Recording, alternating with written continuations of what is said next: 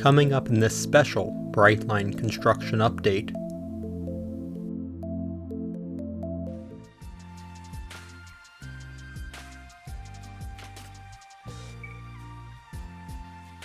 In this update, I go inside the Cocoa Tunnel. The Cocoa Tunnel is located at the interchange between State Road 528 and US 1 in Cocoa, Florida, and will be used by the tracks of Brightline's new line to Orlando after they diverge from the existing Florida East Coast Railway mainline.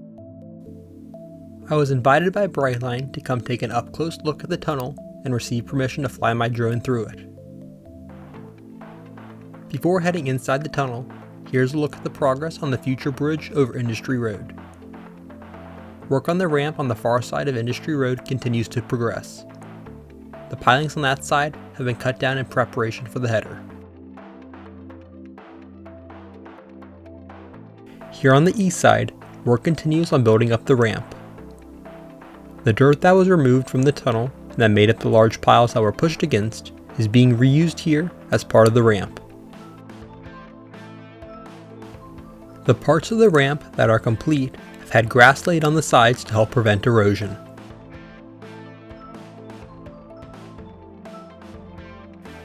After passing over Industry Road, the tracks will follow this ramp down to the tunnel, with the incline ending almost at the entrance to the tunnel.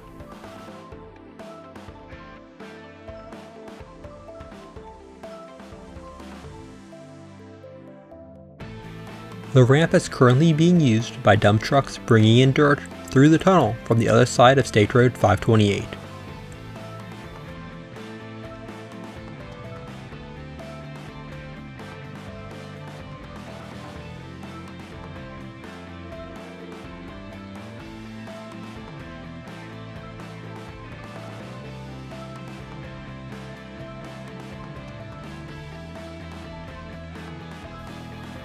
This tunnel was installed using a method called box jacking, which used hydraulic jacks to push prefabricated tunnel segments into place. This installation was special as it was the first time in North America that segments had been pushed into place while there was an active highway passing over it.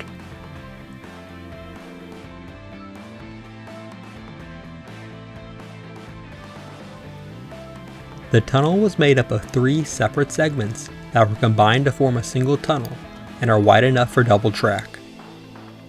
Trains will be able to pass inside.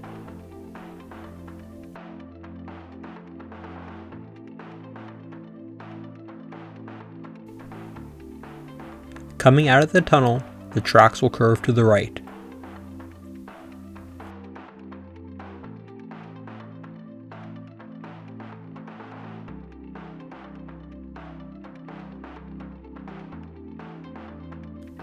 They will join into the Florida East Coast Railway mainline on the south side of Michigan Avenue in the distance.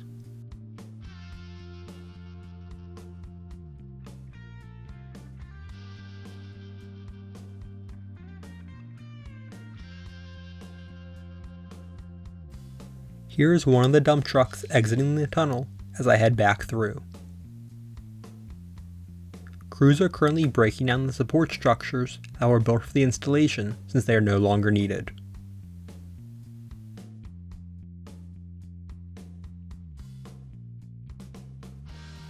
In a correction to my previous coverage, all 3 segments were not pushed simultaneously.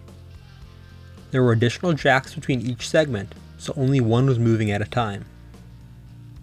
While it looked like they were connected, there was a metal shroud around the ends of each segment that kept dirt out while still allowing each one to move independently.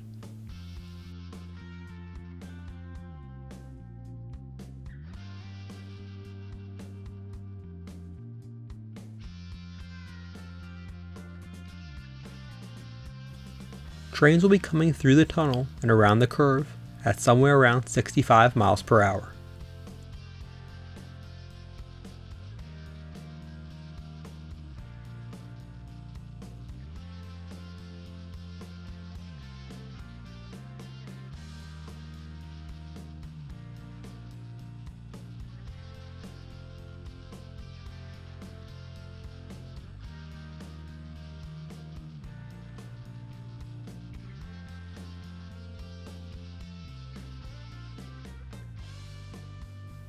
Here's another dump truck exiting the tunnel with a load of dirt for the ramp.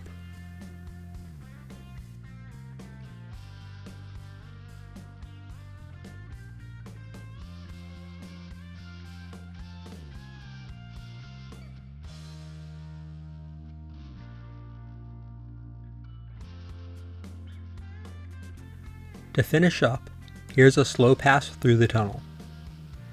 The gaps between the segments that are currently bridged by metal plates is where the additional jacks were placed. Additional rebar will be placed in these gaps and concrete poured to officially combine the three segments into one solid structure. Work will continue here over the next few months to finish tearing down the support structures and to begin preparing the area for the tracks. Thanks for watching. Be sure to hit the like button and subscribe. Also check out my social media pages.